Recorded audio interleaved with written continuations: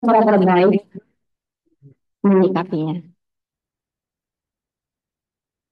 Sebelum kita masuk ke dalam seminar pada pagi hari ini, saya mengundang Ibu Indri Hapsari, Asisten Advokasi PhD Psikolog, selaku sekretaris program studi pendidikan profesi psikologi, program profesi, untuk memberikan sambutan dan membuka acara pada hari ini. Pada Ibu Indri, dipersilakan.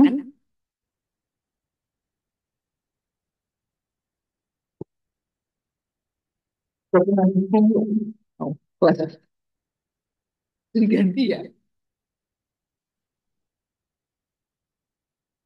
Halo, suara saya memang lebih keras ya. Selamat pagi untuk yang sudah bergabung Zoom dan teman-teman untuk sudah bergabung di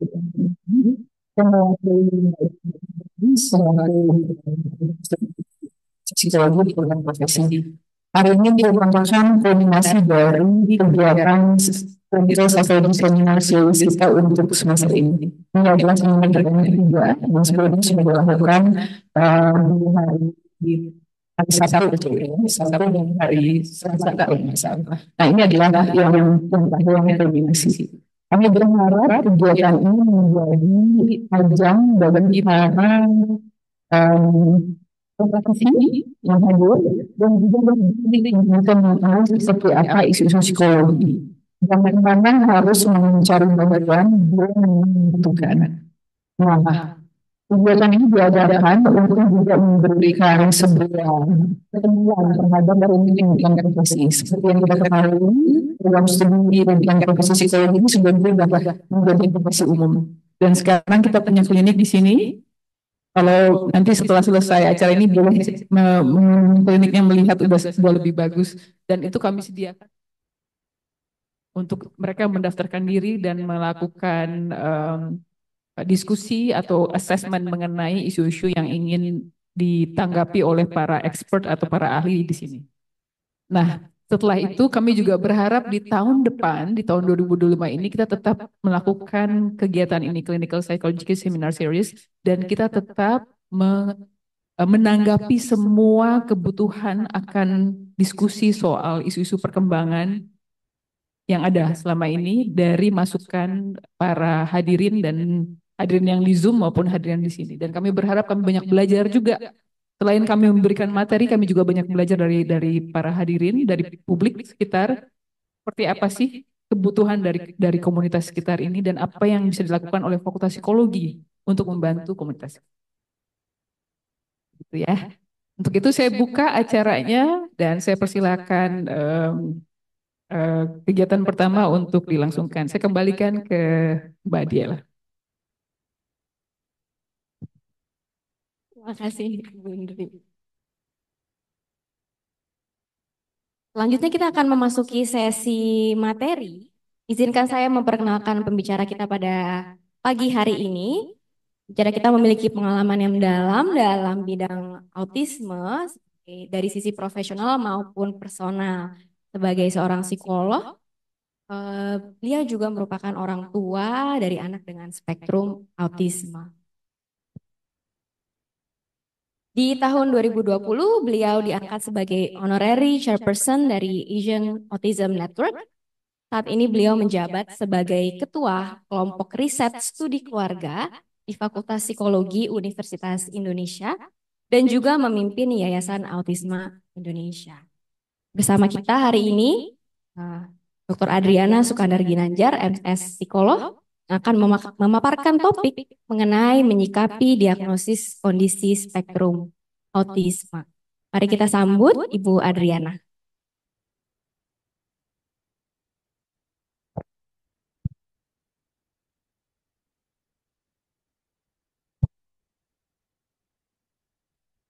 Assalamualaikum warahmatullahi wabarakatuh. Selamat pagi para peserta webinar webinar hybrid ya, seminar webinar untuk orang tua yang memiliki anak disabilitas. Selamat Hari Disabilitas Internasional tanggal 3 Desember ya, dan saya rasa sebulan ini pasti banyak juga acara-acara terkait dengan disabilitas. Eh, Saya hari ini diminta untuk menjelaskan tentang bagaimana sih cara menyikapi diagnosis kondisi spektrum autisme. Yang akan saya sharing di sini mungkin bukan sesuatu yang baru, tapi sesudah saya melewati masa-masa yang sulit ya. Anak saya sekarang yang autistik sudah 31 tahun, jadi sudah banyak sekali pengalaman, banyak orang tua juga yang sharing ke saya. Saya menangani juga sibling, saudara kandung dari anak berkebutuhan khusus. Jadi saya sudah punya apa ya perspektif yang berbeda gitu ya. Dan rasanya mungkin saya bisa sharing juga bagaimana orang tua yang anaknya masih kecil atau baru mendapat diagnosis itu bisa melewati masa-masa yang sulit tapi enggak jatuh-jatuh bangun kayak saya waktu itu gitu ya. Jadi sudah lebih sudah lebih tahu apa yang akan dilakukan. Oke, nah ini saya mulainya dari ASD dulu ya, karena sekarang disebutnya Autism Spectrum Disorder. Jadi autisme ini kan gangguan perkembangan neurologis, ya. Jadi bapak dan ibu yang anaknya didiagnosis autis itu harus dicamkan betul tuh dalam pemikirannya bahwa autisme itu bukan penyakit. Jadi kalau ada yang bilang, Ibu, kami punya paket terapi nih. Pokoknya selama 6 bulan harganya segini nanti akan sembuh. Ya jangan percaya lah gitu ya, karena memang bukan bukan penyakit. Jadi memang harus ditangani secara jangka panjang. Dan kalau diagnosisnya tepat, itu masalahnya pasti akan ada terus sampai anak dewasa. Karena apa? Karena waktu kecil tuntutannya nggak terlalu tinggi, ketika makin besar kan tuntutannya jadi tinggi sekali ya. Jadi kalau dikatakan sembuh, secara kasat mata mungkin ciri-cirinya nggak seperti dulu, tapi apa yang ada di pikirannya, bagaimana dia berespon terhadap dunianya, itu tetap ada kekhasannya. Kemudian gangguannya kompleks dengan spektrum, yaitu artinya kalau sama-sama di tempat terapi jangan dibanding-bandingin ya anak kita dengan anak yang lain. Kok dia bisa, anak saya belum gitu ya. Atau akan bilang, Bu masuk tempat ini aja, anak saya langsung bisa bicara, tapi belum tentu anak teman kita langsung bisa bicara. Jadi spektrum itu juga sangat rumit, sangat kompleks, dan itu nanti akan berkembang sesuai dengan usia anak. Dan orang tua ini seperti yang tadi saya sampaikan ya, tanggung jawabnya besar karena berlangsung jangka panjang. Seringkali orang tua itu ketika anaknya sudah bisa bicara, masuk sekolah umum SD, itu kayaknya tugasnya sudah selesai ya. Apa? Nanti ketika remaja itu ada masalah baru tuh gitu yang saya juga sampai kaget-kaget waktu itu. Kayak gini ya ternyata ya gitu. Dan orang tua yang anaknya tadinya sudah tenang bisa juga jadi bergejolak lagi gitu ya. Apalagi anak-anak yang memang masalahnya banyak, hiperaktif, kemudian cenderung agresif. Biasanya di masa remaja itu ada masalah lagi gitu ya. Jadi kita sebagai orang tua tuh seperti lari maraton, jalurnya nggak tahu gitu ya. Jadi surprise aja gitu. Kadang-kadang dimasukin hutan gitu ya. Kadang-kadang nyebrang sungai gitu. Tapi ya udah dijalanin aja. Kita perlu memang orang-orang yang bisa mendukung. Nah, orang tua ini harus punya kemampuan adaptasi, coping stres itu mengelola stres, caranya bagaimana, resiliensi itu bangkit lagi ya. Jadi kalau ada masalah kita terpuruk, nggak apa-apa, istirahat dulu, nanti kita bangkit lagi, jalan lagi gitu. Jadi itu akan berjalan terus-menerus dan biasanya sih lama-lama kita akan lebih canggih sih ya, lebih ahli gitu ya. Awalnya memang kayaknya kok gelap banget dunianya, tapi lama-lama kita bisa melewatinya dengan lebih baik. Kalau dapat diagnosis ASD sebagai orang tua tuh kita juga jangan cuman oh ya tahulah telat bicara, nggak bisa interaksi sosial gitu ya, ada masalah sensori, tapi kita perlu apa ya, benar-benar paham anak kita itu masalahnya di mana gitu. Karena semua anak dengan ASD bisa saja telat bicara, tapi beda-beda gitu ya. Ada yang kemudian bisa bicara tapi nggak terlalu paham. Ada yang bisanya komunikasi lewat gambar-gambar, tapi pemahamannya sangat baik. Jadi jangan jangan putus asa, jangan bersedih kalau ternyata anaknya belum bisa bicara. Yang penting paham dulu, gitu ya. Jadi kita mesti tahu betul ciri-cirinya seperti apa. Kalau dilihat di DSM-5 nih kayak buku panduannya dokter anak, psikolog, psikiater gitu ya, bukunya makin lama makin tebel ya Bapak Ibu ya. Jadi bisa saja kita semua juga ada tuh di situ ya masalahnya karena ada masalah dengan keluarga, masalah dengan pekerjaan gitu ya. Sementara kalau tadi sudah saya sampaikan autisme itu atau gangguan spektrum autisme itu masuknya di gangguan neurodevelopmental, gangguan perkembangan neurologis. Itu bareng-barengnya sama ADHD, barengnya sama kesulitan belajar gitu ya. Itu jadi satu bagian besar. Yang pertama, hambatan yang paling nyata bahkan untuk mereka-mereka yang high functioning gitu yang secara akademik baik itu adalah di interaksi sosial timbal balik. Mungkin orang tua yang anaknya masih kecil berpikir masukin aja ke TK gitu ya, masukin aja ke playgroup nanti supaya bisa sosialisasi. Ternyata nggak semudah itu. Karena apa? Karena masalahnya adalah di kesulitan ke norma sosial, dia juga punya cara berpikir yang berbeda gitu ya. Jadi misalnya anak-anak ini kan punya obsesi ya, sukanya apa gitu ya. Ada yang suka Harry Potter gitu ya, ada yang suka eh, mobil-mobil di Perang Dunia Kedua. Allah ya saya aja nggak ngerti gitu ya. Tapi kalau dia udah kumpul sama teman-teman sebayanya, nggak ada yang ngerti gitu. Dia semangat cerita, detil, tapi teman-temannya topiknya beda, gitu ya. Jadi itu yang menyulitkan. Sudah nggak paham norma, minatnya sangat sempit. Kemudian juga ketika punya teman, itu nanti mempertahankannya kesulitan gitu. Saya punya cerita dari beberapa saudara kandung ya. Ini bukan yang spektrum autisme, ini saudara kandungnya. Karena ini masalahnya genetik, jadi mereka juga punya kesulitan-kesulitan tuh. Dan memang punya teman, nanti diomongin di belakang mereka nggak ngerti, terus tiba-tiba ditinggal aja gitu sama teman sekelompoknya. Terus mereka bingung kenapa ya, salah apa ya gitu. Karena mereka juga punya keunikan-keunikan yang teman-temannya itu mungkin ketika remaja bilang kayaknya nggak asik deh nih, gitu ya, kayaknya nggak cocok deh sama kelompok kita gitu. Apalagi anak-anak yang sudah didiagnosis spektrum autisme. Jadi memang yang perlu dilakukan adalah betul memasukkan mungkin ke tempat bermain, taman bermain gitu ya, TK dan sebagainya, tapi tetap harus dibimbing. Itu biasanya ada yang namanya juga social story. Itu buku yang isinya penjelasan-penjelasan tentang bagaimana sih kalau berada di situasi sosial. Misalnya saja social story tentang menengok orang sakit. Kan anak-anak spektrum autisme itu bicaranya ceplos-ceplos ya, apa adanya. Jadi bisa saja kalau nggak diajarin dia akan bilang sakit apa, sebentar lagi mungkin meninggal ya gitu.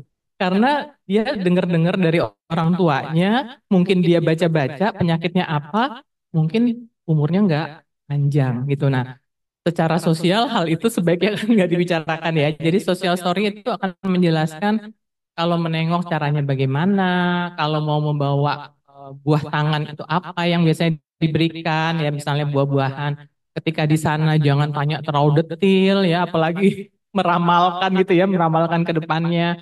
Kemudian nengoknya juga nggak boleh terlalu lama, sesudah itu pamit gitu. Itu kira-kira seperti itu. Kalau diundang ulang tahun apa yang mesti dilakukan. Nah, orang tua juga perlu belajar itu menjelaskan, mengingatkan lagi pada saat kejadian berulang-ulang. Jadi memang dikatakan tuh orang tua anak spektrum autisme ususnya panjang ya, harus panjang karena harus sabar banget. Kemudian ini biasanya yang sering dilaporkan ke dokter anak atau ke psikolog, psikiater anak itu biasanya anak saya terlambat bicara gitu. Memang rata-rata seperti itu, tapi terlambat bicaranya itu bukan hanya seperti anak-anak yang telat bicara kemudian dia bisa catch up ya bisa ngejar, tapi ini ada masalah juga nggak bisa ngerti bahasa isyarat. Jadi kalau misalnya mau minta bantuan bukannya nunjuk tapi dia narik tangan orang di sekitarnya atau orang lain ya itu udah tanda-tanda tuh ada kesulitan di situ. Kemudian nggak suka kontak mata. Nah kalau kita ngobrol nggak suka kontak mata kan kita kehilangan banyak sekali ya. Makanya saya juga baru paham gitu, oh kenapa mereka tuh nggak bisa ngerti kalau misalnya teman bicaranya itu udah bosen gitu ya. Kalau kita kan bisa lihat gitu ya, kalau dia kan cerita terus nggak kontak mata, ini udah nguap-nguap, udah lihat jam, dia nggak tahu gitu. Jadi kontak mata itu dianggap atau dirasakan mengancam, nggak enak gitu ya. Itu sebabnya mereka kontak matanya biasanya terbatas. Kadang-kadang volume suaranya terlalu keras atau terlalu pelan. Ini juga susah apa namanya? Susah dikontrol ya. Makanya kalau di kelas kadang-kadang disuruh lebih tenang, nanti keras lagi gitu ya. Dan kalau di tempat lain, di tempat umum misalnya bicaranya jadi sangat kedengeran kemana-mana gitu.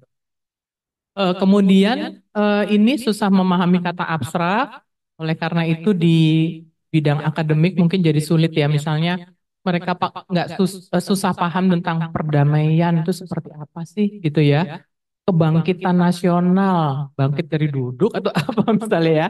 Atau metafora, metafora tuh seperti misalnya peribahasa atau oh dia tuh orangnya berdarah biru loh, dia keturunan orang berdarah biru. Dia pikir kalau luka darahnya benar-benar biru gitu ya. Jadi banyak sekali hal-hal yang sulit diajarkan sehingga pada saat mengajarkan itu nggak segampang kalau sudah ngomong semuanya beres, belum gitu ya. Tetap harus diajarkan, tetap harus diberi pengertian. Kemudian ada juga keteraturan dan minat yang sempit. Kenapa mereka seperti ini? Tadi kan sudah saya jelaskan bahwa dunia luar itu buat mereka sangat susah dipahami ya. Norma-normanya berubah-berubah, bahasanya dia nggak ngerti. Kemudian nanti saya cerita juga tentang masalah sensori ya. Suara terlalu eh, keras ya, lampunya terlalu terang. Saya sendiri sebagai orang tua anak autis tuh sangat nggak suka lampu kayak gini nih, lampu TL apalagi yang terang gitu ya. Saya kayaknya hipersensitif pendengaran dan apa namanya visual. Oh mereka juga gitu kan, dunia luarnya sangat chaos. Jadi mau nggak mau kalau kita berada di situ, kita juga akan punya dunia sendiri, gitu kan ya? Dunia sendiri yang kita atur-atur, yang memberikan perasaan nyaman, dan itu seringkali kita lihat di anak-anak yang kalau lingkungannya udah terlalu rame, dia kayak masuk ke dirinya sendiri, terus main berulang-ulang gitu ya, main sesuatu berulang-ulang atau biasanya main mobil-mobilan atau lihat air turun gitu ya dimainin atau dia melakukan perilaku-perilaku berulang atau rocking gitu. Untuk apa? Untuk menenangkan dia sendiri. Karena kalau itu dilarang, itu akan kemudian jadi tantrum ya, jadi ngamuk. Karena mereka suka sesuatu yang bisa diantisipasi, otomatis mereka juga nggak terlalu suka perubahan. Jadi kalau orang tua misalnya biasanya hari Senin les berenang misalnya, dan dia suka sekali berenang. Kalau bisa jangan baru 1 jam sebelumnya baru dikasih tahu, oh si Pak ini sakit kamu nggak jadi berenang ya, jadi bisa ngamuk ya. Kalau bisa gurunya juga bilang sehari sebelumnya dikasih tahu, aduh besok nggak ada berenang, kira-kira kita mau ngapain ya? Atau kita sebaiknya tetap berenang tapi yang berenangnya sama mama aja ya, sama ibu aja misalnya gitu. Jadi sesuatu itu harus teratur, harus bisa diantisipasi. Kalau ada perubahan dikasih tahu, itu akan membuat anak-anak kita lebih tenang. Minat yang terfokus ini mungkin dianggapnya nggak bagus ya kalau masuk SD ya, karena memang harus belajar banyak. Tapi di masa depan itu minat itu bisa sangat dikembangkan. Sekarang mungkin Bapak dan Ibu bisa lihat ya, ada yang sangat pintar melukis, ada yang jagoan olahraga gitu ya, ada yang sangat pintar bikin origami, anaknya teman saya sangat suka bikin origami, ada yang senangnya bikin video. Beberapa bahkan hasil-hasil karyanya itu sudah diakui juga secara regional dan internasional gitu ya. Jadi kalau ada minat tertentu, kayaknya obsesinya di situ, coba aja dikembangkan. Jadi kemampuan yang bermanfaat di masa depan. Nah ini masalah sensori, jadi secara umum kita baginya dua, walaupun ini sebenarnya lebih lebih apa lebih kompleks ya daripada ini.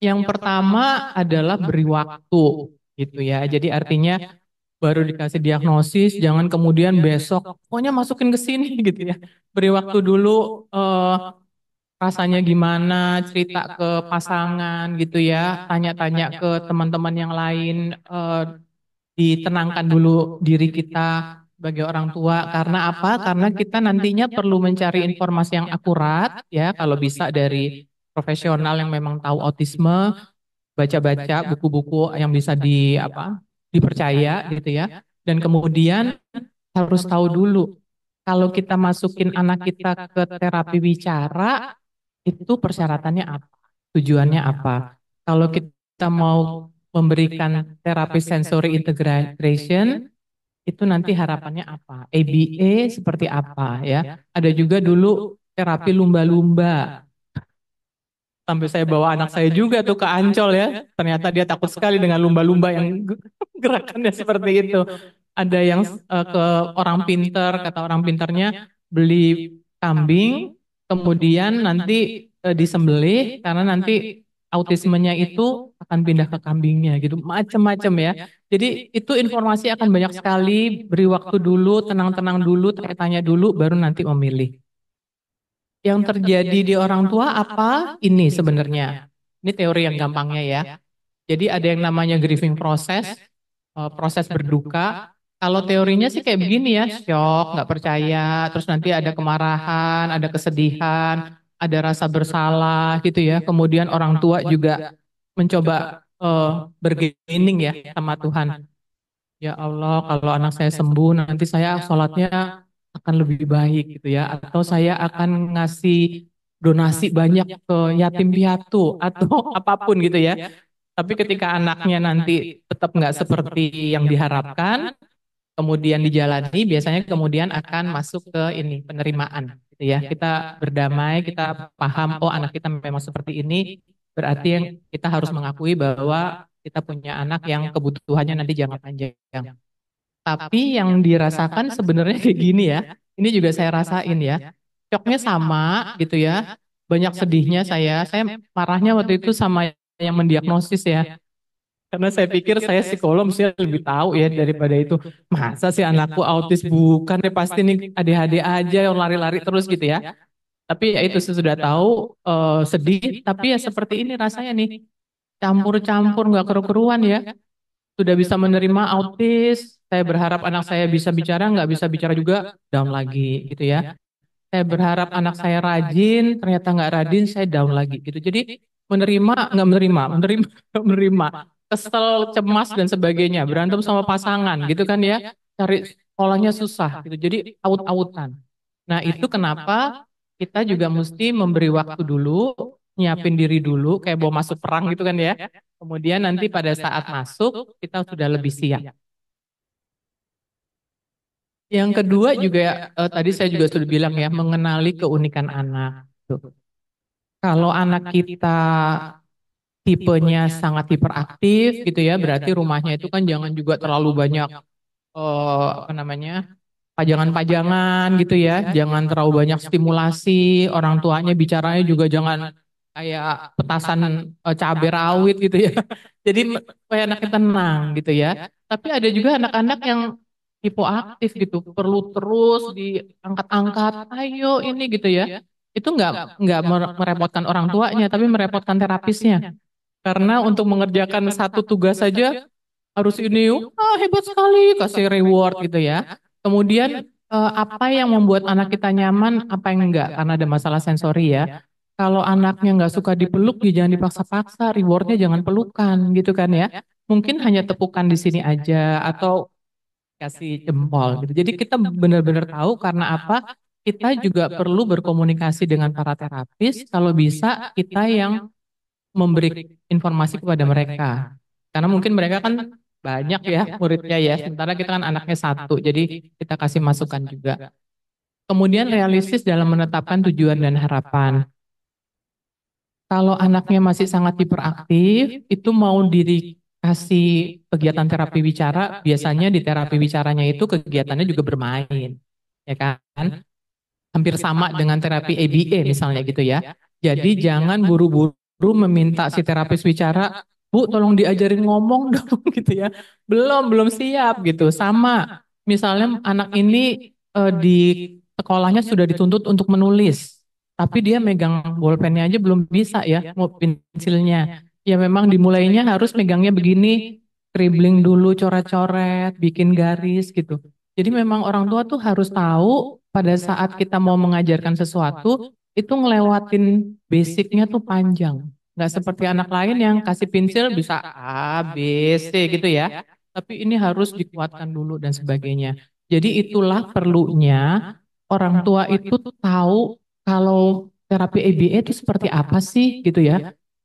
Kurikulumnya seperti apa sih, kalau nggak ngerti tanya aja ke terapisnya. Kalau terapisnya nggak ngerti, ganti tempat.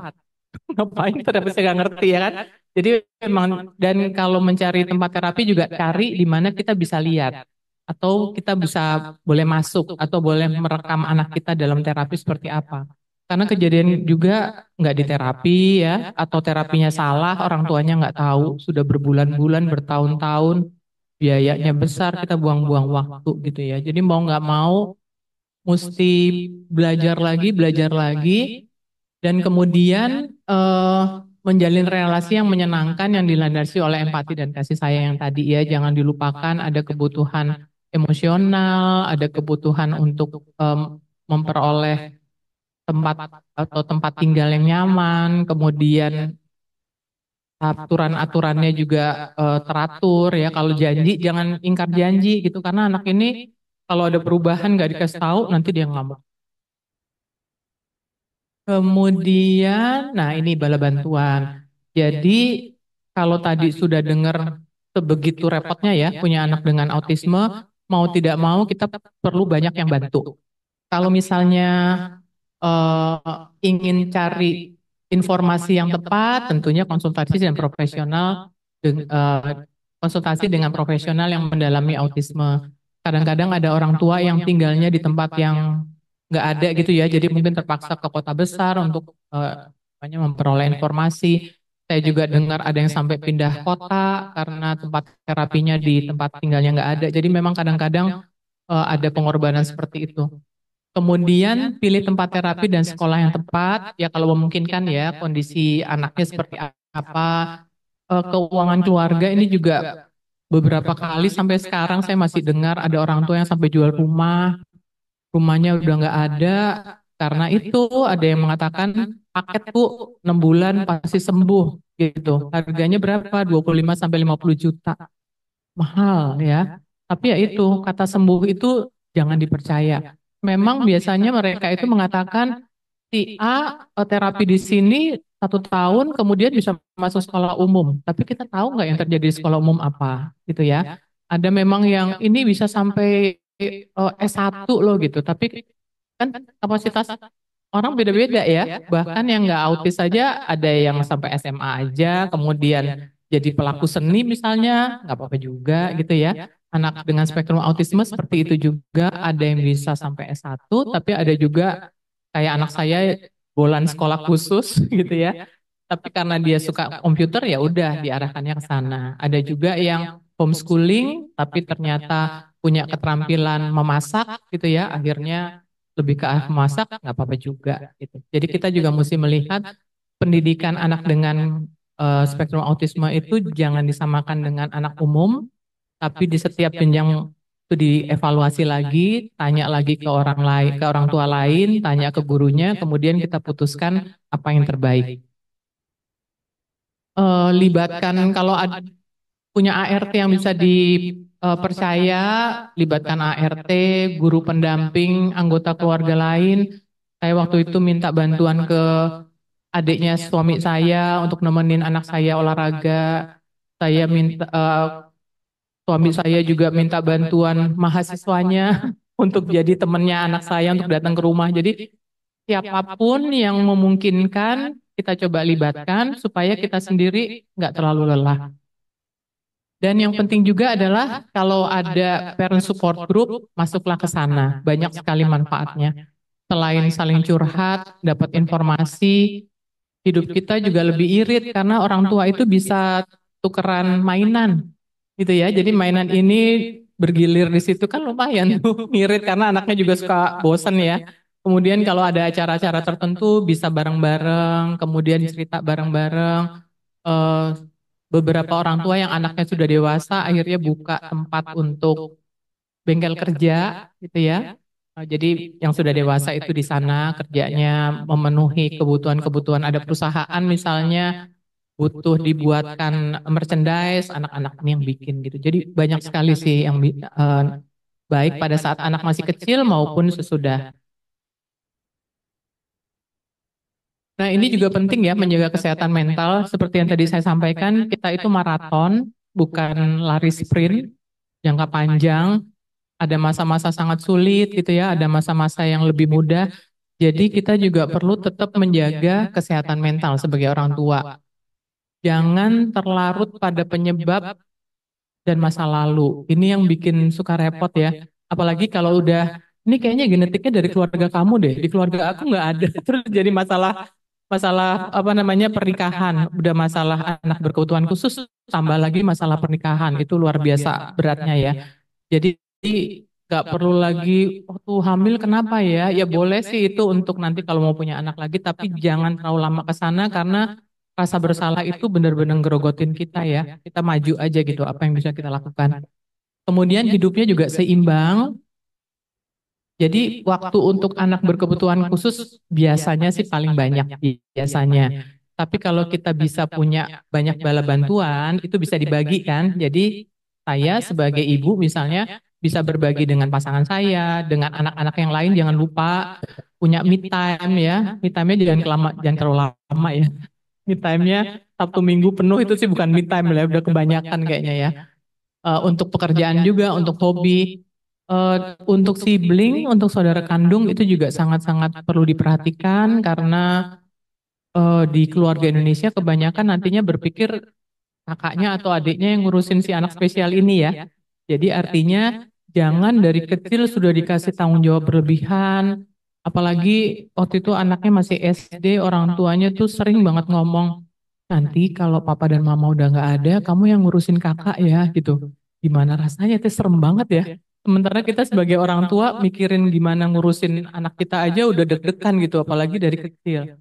Jadi sekarang beberapa klien saya juga mengatakan kecemasannya luar biasa, gimana nanti kalau orang tuanya nggak ada gitu ya. Jadi memang dari awal perlu diperhatikan juga kebutuhan-kebutuhannya, karena masalah genetik ternyata banyak masalah-masalah learning difficulties di sibling, banyak masalah sensori, kecemasannya tinggi, tapi oleh orang tua dianggap kayaknya bisa lah gitu, sibuk dengan anak berkebutuhan khusus. Jadi memang perlu dibagi dengan cukup baik dan dari semua yang saya dengar itu sebagian besar meningkat religiusitas dan spiritualitasnya gitu. Apalagi kalau bisa berpikir positif ya. Kan GR-GR-nya gini, ya terang aja dikasih anak berkebutuhan khusus, soalnya kan dipercaya sama Tuhan gitu ya. Padahal kitanya juga ngerjainnya juga berat hati ya awalnya. Jadi dengan adanya cara berpikir yang positif, keyakinan terhadap bantuan dari yang di atas, biasanya itu akan juga meringankan langkah kita. Ini secara keseluruhan nggak usah dicatat ya karena ini akan dibagikan kan ya nanti ya. Nanti akan dikasih juga, jadi nggak perlu repot-repot. Ini saya mengambil ini yang menurut saya baik karena kalau kita berada di sini sebagai orang tua, kita sebenarnya bisa memanfaatkan ini. Walaupun ini bisa menjadi penambah stres, tapi sebenarnya aspek-aspek itu perlu kita lihat bisa kita kembangkan gitu. Misalnya stres karena anaknya belum bisa bicara ini ya karakteristik anak. Dan stres karena anaknya misalnya punya masalah perilaku yang luar biasa. Ya kita cari caranya bagaimana membuat anak lebih tenang ya, perhatikan masalah sensori, bagaimana buat anak lebih mandiri supaya stres kita bisa berkurang gitu ya. Kalau misalnya parent karakteristik, nah ini orang tua seringkali nyalain anak ya, padahal kadang-kadang kita sendiri juga punya masalah tuh, galak berlebihan, nggak sabaran. Itu saya curhat ya, saya orangnya dulunya kayak gitu, marah melulu gitu kan. Tapi sesudah punya anak ini kemudian jadi berpikir, oh iya ya, kalau saya banyak marah, dia juga terimbas gitu. Jadi saya belajar juga mengelola emosi, belajar juga untuk memahami anak saya, bisa sharing ke orang tua lain gitu ya. Jadi stres saya berkurang. Ditambah lagi yang tadi di sini ya, tenaga profesional, social support yang tadi saya sudah jelaskan juga, sama tentunya family support. Semoga sih Bapak Ibu yang punya anak berkebutuhan khusus, keluarga besarnya bisa menerima. Karena kalau tidak terpaksa kita umpetin ya, kita sembunyikan. Tapi kalau menerima itu enak sih. Pertemuan keluarga gitu, anak saya kemana-mana, yang jagain banyak tuh, Kaska jangan gitu, takut rumahnya berantakan ya, bukan karena mau main sama Aska. Karena dia kan buka kulkas gitu ya, terus tiduran di mana-mana, berantak-berantakin ini gitu. Bawa kemana-mana juga kita lebih tenang kalau kita sudah terbuka, nggak perlu lagi malu. Awalnya sih pasti malu ya, tapi lama-lama saya pikir ya udahlah kayak selebritis aja kan banyak yang ngeliatin ya. Anak saya kan tingginya 184, badannya gede banget, jadi nggak mungkin lah kalau ke tempat umum tuh nggak ada yang ngeliatin gitu. Tapi sekarang saya udah santai aja lah, autism awareness aja. Oke, ini oh, nggak muncul di sini ya? Ya udah nggak apa-apa. Ini sebenarnya ada Bapak nanti ini aja. Jadi sebenarnya saya punya buku kecil, bukunya udah lama juga. Itu adalah salah satu cara saya coping ya, salah satu cara saya untuk melihat masalah saya secara dari sisi yang humoris. Udah saya bagi-bagi juga. Tapi kalau Bapak dan Ibu ada yang belum punya, boleh di scanning ini. Nama bukunya lupa. Cinta Tanpa Kata. Iya, Cinta Tanpa Kata. Itu kumpulan-kumpulan cerita pendek saya dengan keluarga saya. Moga-moga bisa menghibur Bapak dan Ibu ya, yang punya anak berkebutuhan khusus, dan semoga kita semua selalu semangat untuk mengatasi segala masalah dan juga memperoleh banyak hikmah gitu deh dari pengalaman-pengalaman kita. Saya rasa itu dari saya sharingnya. Terima kasih banyak atas perhatiannya. Kalau ada pertanyaan boleh ditanya. Assalamualaikum warahmatullahi wabarakatuh.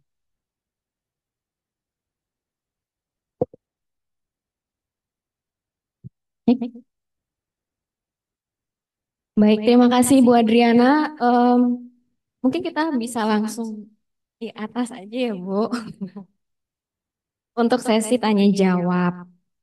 Ya,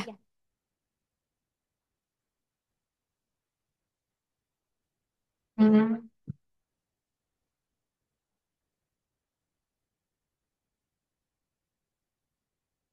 baik. Untuk mungkin saya bisa ringkas sedikit gitu ya, bahwa paparan Ibu Adriana hari ini membahas kondisi anak dengan spektrum autisme itu seperti apa, mereka unik juga gitu ya, merupakan kondisi perkembangan yang tidak perlu disembuhkan gitu ya Ibu Adriana ya, bukan sesuatu yang bukan penyakit tuh.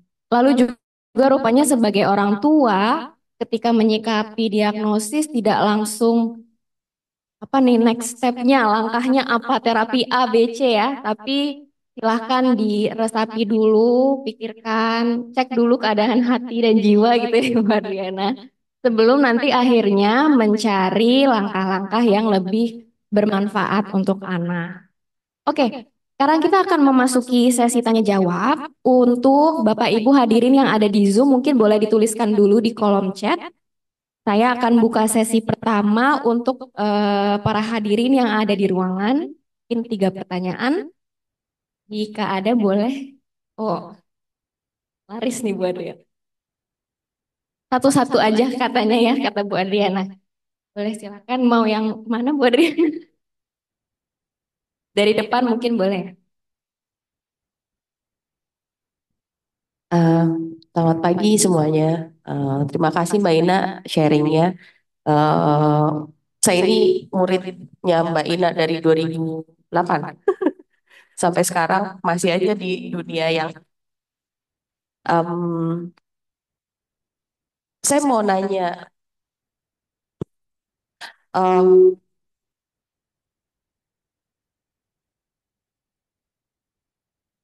Ya, kebetulan saya juga orang tua juga dari anak pertama saya spektrum umur 4 tahun sekarang.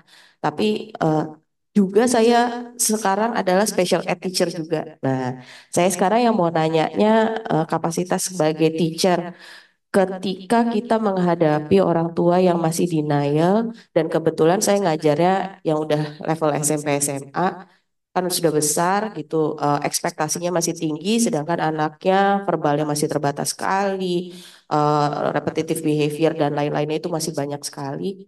Itu bagaimana? Kemudian yang kedua, eh, juga ketika sudah dewasa apakah hmm, kita masih menyarankan orang tua untuk sepertinya anak ibu masih perlu terapi bla bla bla bla kayak gitu. Sampai sebatas mana terapi itu perlu disarankan sampai usia seberapa. Kemudian apalagi satu lagi tadi ya. Hmm, skill-skill deh, skill-skill yang bisa kita sarankan sebagai kapasitas kita sebagai teacher atau school counselor deh itu. Untuk orang tua yang mana saya percaya sekali bahwa pengalaman setiap orang tua beda-beda.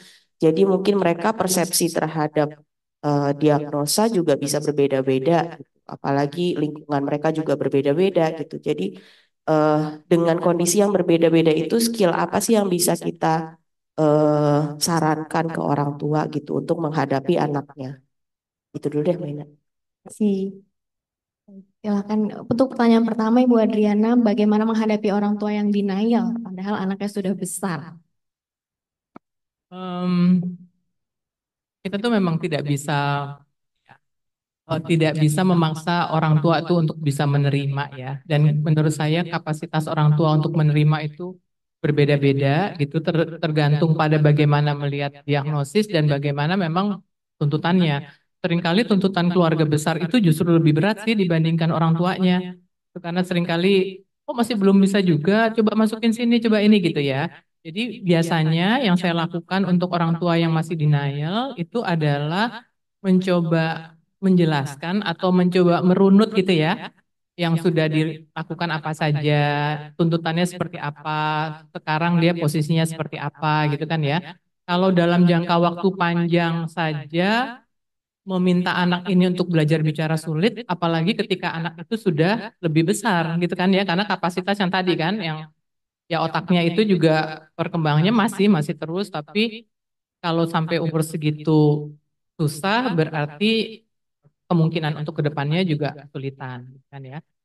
Nah, kalau di luar negeri kalau saya lihat video-video pendeknya itu kan mereka segera dikasih alat bantu bicara kan ya, yang dia pencet itu kemudian ada suaranya gitu ya. Karena menurut saya yang paling penting adalah bagaimana bahasa itu bisa digunakan untuk berkomunikasi dengan keluarga dan eh, teman-temannya.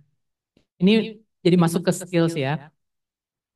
Kebanyakan orang tua di Indonesia, kalau saya perhatikan ya, mungkin nggak semuanya, mereka itu merasa keberhasilan sebagai orang tua itu kalau secara akademik itu memenuhi persyaratan, gitu kan ya. Tadi kan dikatakan juga maunya macam-macam, biasanya di akademik ya, gitu ya. Padahal yang tadi saya katakan, dari orang tua ke saya, anaknya kecil, saya udah bilang ada kebutuhan afeksi, ada kebutuhan sosialisasi, dan ketika sudah besar, nggak punya teman itu nggak enak banget sih. Gitu. Jadi saya kalau ditanya skillsnya apa, coba juga skills untuk dia punya teman. Apakah itu teman sesama yang punya minat sama gitu ya. Biasanya kan mulainya dari situ ada sibling yang punya minatnya itu pesawat terbang. Akhirnya dia masuk ke satu kelompok, ini sibling ya, tapi dia kesulitan interaksi juga. Akhirnya dia masuk ke satu kelompok di mana bapak-bapak yang suka ngomongin pesawat terbang. Barulah dia merasa punya teman gitu. Jadi anak-anak ini juga seperti itu. Kenapa saya bilang skillsnya dikembangkan, kemampuan sosialisasinya terus dikembangkan supaya nanti dia punya teman yang mungkin satu kelompok punya minat yang sama, misalnya itu ya. Kemudian yang kedua, skills itu kan juga selain akademik adalah kemandirian. Kemandirian balik lagi kalau ya itu, kalau orang tuanya sudah nggak ada bagaimana gitu. Kalau dia ingin nonton, kalau dia pengen punya tabungan, itu mungkin bisa diajarkan seperti itu. Kenapa saya bilang seperti itu? Karena anak-anak ini kalau dipaksa terus di bidang yang dia nggak bisa, percaya dirinya kan akan makin lama makin turun ya. Karena dia ketinggalannya banyak kan. Tapi kan kita harus mengembangkan hal-hal yang bisa membuat anak ini jadi lebih percaya diri. Begitu sih ya. Jadi kalau sudah dicoba dijelaskan seperti itu, denialnya masih sama, bukan tugas kamu sih, tenang aja gitu ya. Yang penting kita udah ini.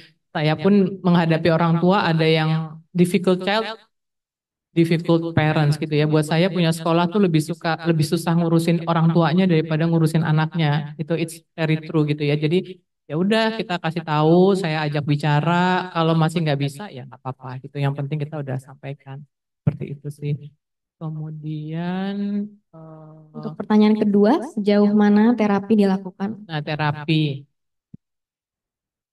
terapinya apa ya yang menurut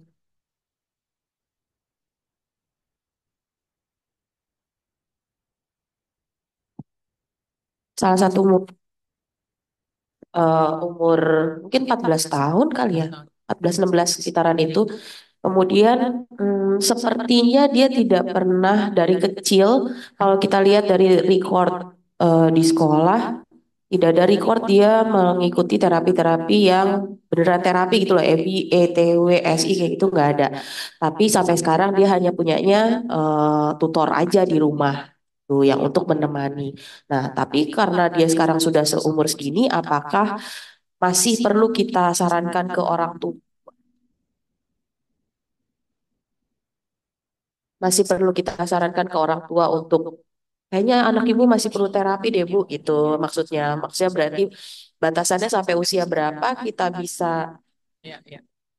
untuk terapi itu Mbak Ina. Iya, jadi kembali lagi ya, ketika tadi saya mengatakan kita sebagai orang tua perlu tahu intervensinya tuh tujuannya apa, hasil yang bisa dicapai apa, tambah lagi ini untuk anak usia berapa sih gitu ya. ABA itu kan ditujukannya untuk anak-anak di bawah 5 tahun untuk persiapan masuk sekolah, gitu kan. Jadi artinya kalau sudah SMP atau SMA dia nggak bersiap-siap lagi loh, dia udah lewat. Jadi ABA itu nggak cocok. Kalau modelnya masih yang di meja gitu ya, terus ada kartu-kartu gitu. Tapi bahwa prinsip-prinsip itu bisa dilakukan, menurut saya iya, kan bisa pakai prinsip misalnya token ekonomi ya, anaknya dikasih ya rutinitas, bangun, belajar apa gitu kan, kemudian ada kotak-kotaknya, kemudian kalau itu dilakukan nanti dikasih tanda tentang gitu ya, jangan pakai apa namanya bintang lagi lah itu kan untuk anak kecil ya. Tapi menurut saya itu bisa karena kemudian melatih si anak itu untuk tahu rutinitasnya apa, melihat juga prestasinya seperti apa, kemudian reward yang diberikan itu sesuai dengan sama lah kayak kita kerja ya. Kita masuknya berapa hari, prestasi kita mencapai target apa enggak, dapat bonus apa enggak sama. Mereka juga seperti itu. Tapi saya nggak mengatakan itu terapi, tapi prinsip-prinsip behavioristik itu bisa dipakai. Sensory integration, kalau yang main ayunan, kemudian apa namanya, ditekan pakai apa kayak hamburger gitu-gitu, ya udah nggak cocok. Tapi bahwa dia misalnya punya masalah proprioseptif gitu ya, atau vestibular, kemudian perlu kegiatan-kegiatan untuk memperbaiki keseimbangan, atau dia juga perlu melatih diri lebih terbiasa dengan suara-suara di sekitarnya, itu bisa dilakukan dalam kegiatan sehari-hari gitu. Tapi bukan dalam bentuk terapi, karena kalau bentuknya terapi, anak ini juga kasihan ya. Kita mungkin lebih menyebutnya kayak les gitu ya atau praktek atau apalah gitu supaya sesuai dengan usia anak sih kalau menurut saya seperti itu. Ada lagi? Udah ya. Kira-kira itu sih tadi. Ya, oke, ya, kasih. Baik, saya buka satu pertanyaan lagi dulu, mungkin di ruangan ini.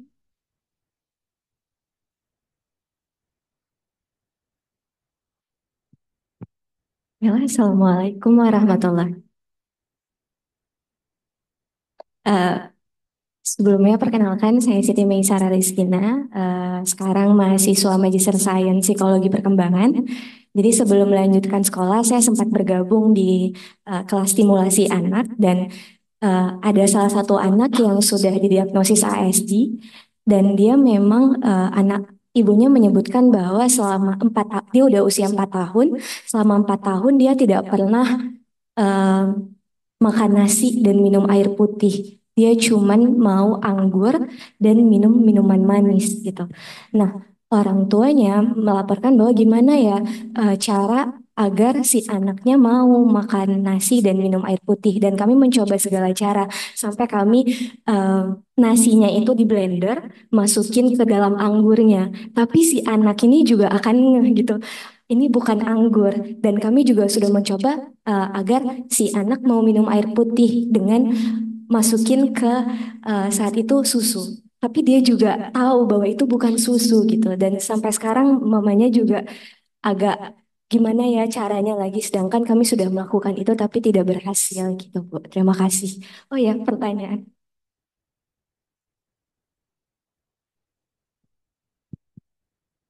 Baik, terima kasih Bu Adriana untuk materinya. Perkenalkan nama saya Nanda. Saya juga sama seperti Mei, mahasiswi di Magister Sains Perkembangan. Nah, sebelum di Magister saya juga sering ya berinteraksi dengan anak dengan autism dan juga orang tuanya. Nah, tadi kan dari materi Bu Adriana itu dijelaskan tentang resiliensi dari orang tua gitu ya. Tapi kan kemampuan resiliensi orang tua itu berbeda juga kan. Nah, saya menemukan pernah orang tua yang menyampaikan bahwa segala cara itu sudah dicoba gitu. Jadi mulai dari disekolahkan anaknya, kemudian di terapi ABA di klinik bersama psikolog. Tapi kemudian apa ya beban dari orang tuanya itu nggak cuma di anak yang autism aja. Jadi orang tuanya punya anak.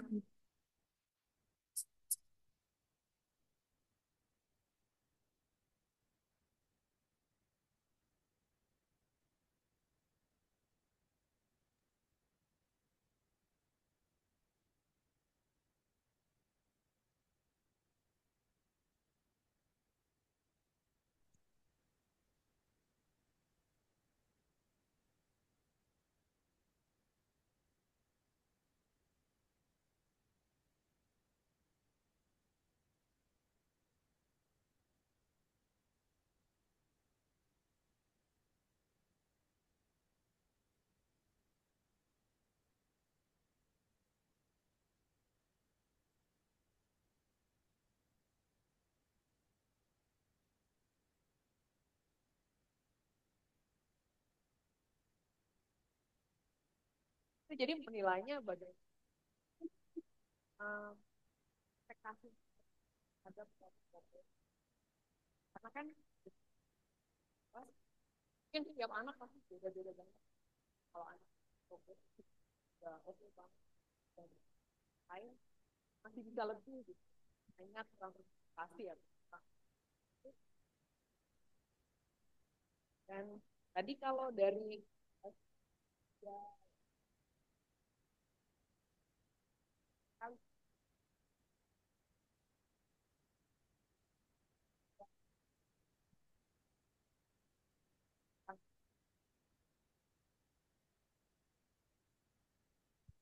Baik, untuk yang pertama Ibu Adriani. Ya, ini untuk yang anak dengan masalah makan ya. Terus terang saya juga bukan ahlinya ya di situ ya. Tapi penyebabnya kan mungkin karena itu salah satunya yang tadi ya, ada malah masalah sensori sehingga dia hanya suka pada makanan itu saja. Saya juga pernah ketemu satu anak yang makannya itu hanya coklat, kemudian minumnya hanya Coca-Cola Diet Coke. Itu kan saya juga sedih banget ya kalau punya anak seperti itu. Tapi memang dipaksa seperti apa nggak bisa. Nah, makan itu kan kita semua tahu ya, makan itu kita akan makan kalau kita suka makanannya, baik rasanya maupun ciumannya maupun efek sesudahnya. Kalau kita punya anak yang nonverbal, kita nggak bisa tanya tuh kenapa sih kamu nggak suka ini gitu. Bisa saja karena baunya gitu, sehingga kalau apa dicampur air putih dia udah nggak mau gitu dan atau dia tahu. Bisa juga karena sesudahnya dia merasa nggak nyaman gitu ya. Jadi hal-hal seperti itu tuh biasanya memang yang bisa dicoba dilakukan adalah dipilih makanan yang mungkin rasanya agak mirip, diberikannya dalam porsi yang sangat sedikit gitu. Misalnya saja dia sukanya anggur ya. anggur, makanan baru dikit aja, anggur gitu. Tapi jangan terlalu ambisius juga, karena begitu anggur makanan lain, nah dia udah mulai ngomong gitu. Jadi kesadaran itu memang belum banget ya. Maksudnya benar-benar di apa ditanamkan ya kalau punya anak yang autism ini. Jadi dicoba seperti itu, kalau nggak mau ya udah nggak apa-apa gitu ya. Atau dikaitkan dengan eh, minatnya dia gitu. Misalnya memperkenalkan makanan yang baru itu pada saat melakukan sesuatu yang disukai, misalnya nonton film atau apa gitu. Tapi kembali lagi jangan ambisius gitu. Mungkin makanan baru satu jumlahnya kecil itu 2 minggu dulu gitu ya. Kemudian kalau sudah nanti dicoba ditambah lagi. Begitu dia nggak mau kita mundur lagi gitu. Itu yang dicoba seperti itu. Ada satu anak ponakan saya waktu itu juga dia dipaksa makan sesuatu di sekolahnya. Malah dia kemudian nggak mau makan. Nah kita kan jangan sampai seperti itu ya. Maksudnya sebagai guru atau sebagai orang luar boleh sih membantu tapi jangan sampai menambah trauma takutnya malah anaknya kalau dimasuk-masukin itu kan kayak ditipu ya. Seharusnya sih itu tidak jangan dilakukan dengan itu karena mereka sangat sensitif tapi bilang aja bahwa ini makanannya sehat atau ini makanannya si yang ini loh misalnya gitu ya kalau kan kadang-kadang ada tokoh film-film yang suka makan bayam misalnya kemudian anaknya suka makan bayam jadi kalau saya sih lebih suka yang saya lakukan adalah dikasih tahu coba deh ini sedikit aja sesudah makan ini sesudah itu nggak akan dikasih lagi dan itu janjinya harus betul kalau dia nggak mau oke dicoba yang lain lagi tapi anak itu harus ada konsen karena kalau dibohong-bohongin takutnya dia malah jadi nggak mau jadi curigaan gitu ya tapi kalau belum berhasil juga sudah konsultasi misalnya ke ahli gizi konsultasi ke ini yang memang masih diikutin aja karena suatu saat mungkin dia akan ada ketertarikan tertentu sehingga anak saya juga sangat picky eater sama dipaksa-paksa dulu di sekolahnya tapi sesudah saat itu berhenti dia juga nggak mau juga ya jadi ya udahlah kalau mau dilihat sih makanannya nggak ada yang sehat tapi ya udahlah saya terima aja karena dipaksa seperti apa udah nggak bisa ya udah terlalu besar anaknya gitu memang ada seperti itu sih ya oke kemudian yang kedua ketika orang tua sudah oh gini eh kenapa tadi saya katakan perlu waktu juga dulu perlu tanya-tanya dulu mencocokkan dengan anak karena kalau kita melakukan terapi atau memilih terapinya secara tepat, pasti ada kemajuan. Pasti ada kemajuan. Mungkin bukan di area yang kita pengen bicara atau nggak bicara, tapi di area dia bisa tahan duduk lebih lama. Dia lebih kontak matanya lebih banyak. Dia lebih tertarik pada anak. Atur, makanya lebih bagus walaupun belum bisa bicara. Itu menurut saya. Makanya si terapis itu perlu bisa menjelaskan, Bu, ini kita ngajarin ini tujuannya adalah ini gitu, bukan cuma targetnya bicara. Itu bisa aja dikatakan sebagai nggak ada kemajuan. Gitu. Saya tuh punya sekolah untuk anak-anak yang nggak bisa masuk sekolah umum ya. Itu memang ada guru yang mengatakan nggak ada kemajuannya. It's okay bahwa dia bisa ngikutin rutinitas tanpa nangis itu kemajuan gitu. Jadi kita sebagai guru juga perlu pintar-pintar melihat area-area yang kita tuju itu apa, kemudian yang lain-lain itu kita jelasin bahwa kemajuan sedikit banget, ya nggak apa-apa. Tapi ada senyumnya nggak anak ini? Kalau saya sih penting banget itu ya. Maksudnya semua orang tua bilang, ibu harapannya apa? Supaya anak saya bisa mandiri bu dan bahagia itu mandiri sih nyatakannya mandiri dan bahagia ya. Kalau saya lihat sebenarnya yang dikatakan sih akademiknya maju, bisa bicara, gitu, bahagianya belakangan itu. Nah, kalau misalnya si orang tua mengatakan udah ngabisin waktu banyak, ngabisin biaya banyak sekali, nggak ada kemajuan, oke, nggak apa-apa. Mungkin ini nanti perlahan mau dilepas, tapi nextnya apa? Pengembangan minat, kegiatan rutin sehari-hari itu perlu banget hubungan diri bisa mandi sendiri, bisa pakaian sendiri, menyimpan ini, kemudian kalau ingin makan dia bikin sendiri misalnya di dapur, itu aja menurut saya udah bagus banget karena ada orang tua yang sangat terbantu, anak ini sangat senang nyetrika ya, Dan itu kalau di sekolah juga namanya tuh latihan nyetrika terus gitu ya. Yang menurut gurunya buat apa? Oh, ternyata bermanfaat sekali pada saat lebaran. Nggak ada banget. Jadi nyetrika terus dia orang tuanya juga senang. Gitu. Jadi bahwa anak ini nanti menjadi manajer rumah, it's okay gitu. Di akademiknya dia nggak bisa, tapi manajer rumah. Atau dia bisa gambar. Atau dia menjadi menunjuk hati ibunya. Kalau saya punya anak autis sih senangnya nggak ditinggal-tinggal ya. Adiknya kan sekolah di Malang, nanti di mana temennya. Saya tuh di rumah terus gitu. Kapanpun saya mau ketemu, ada di kamarnya gitu ya. Kapanpun mau saya peluk, dia mau dipeluk gitu. Jadi itulah kalau kita punya anak berkebutuhan khusus, kita cara pandangnya mesti luas gitu.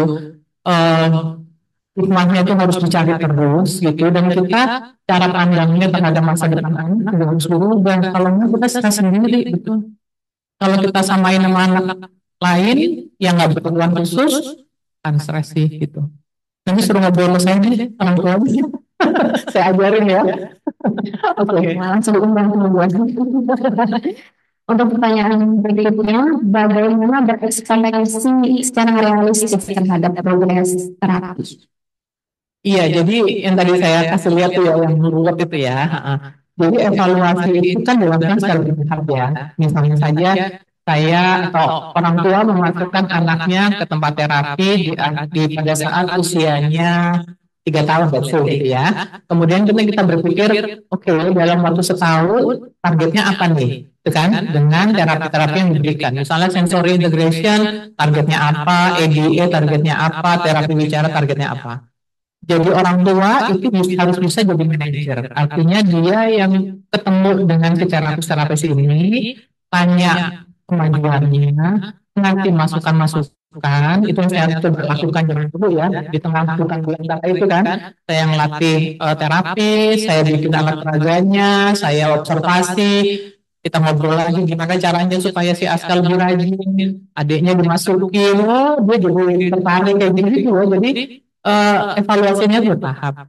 Ketika 1 tahun ternyata dari di sini cuma di sini, ya udah berarti kita harus realistis di situ bahwa setahun itu kemajuannya cuma segini loh. Jadi tahun depan kita targetnya dikurangin, kayak gitu.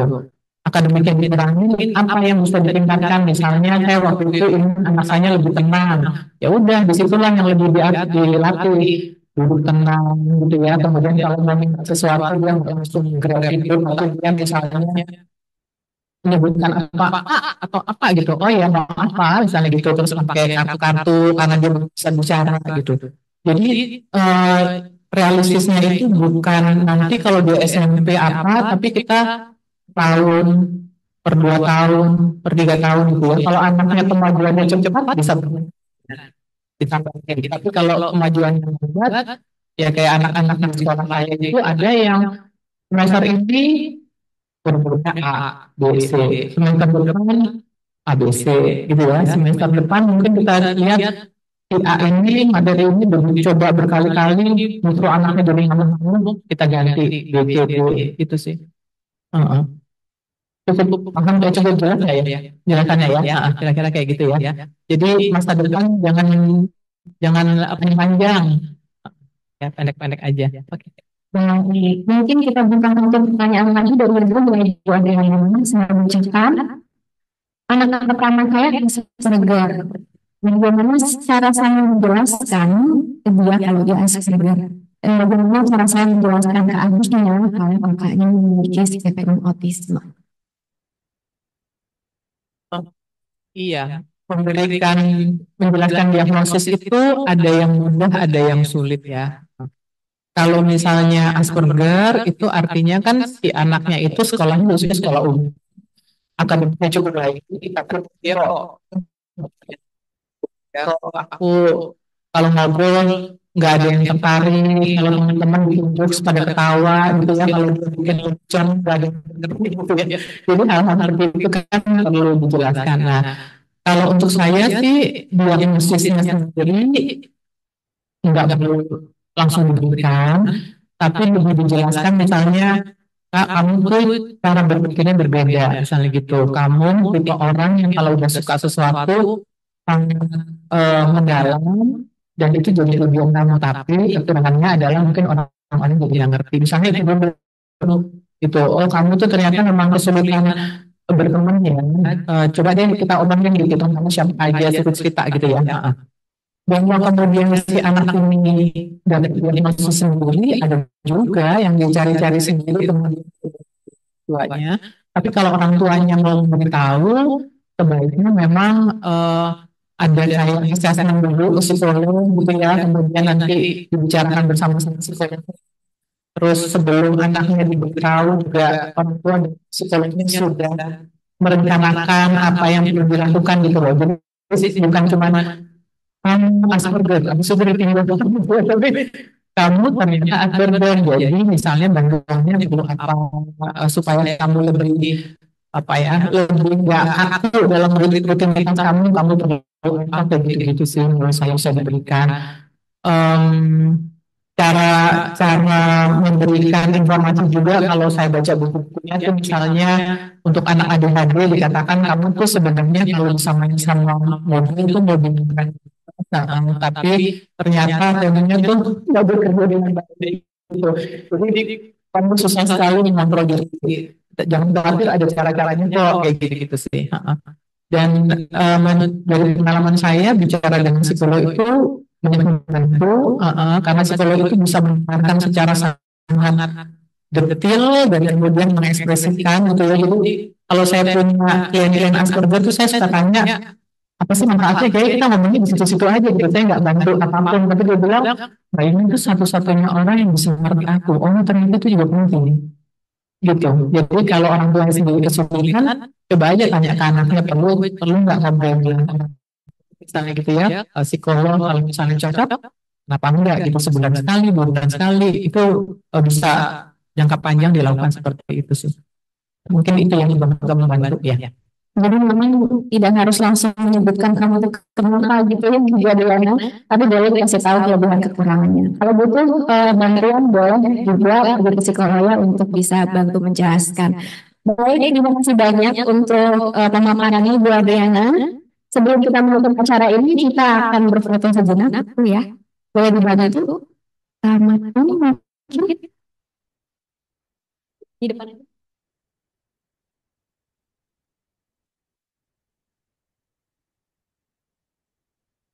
Boleh dibantu diarahkan saja.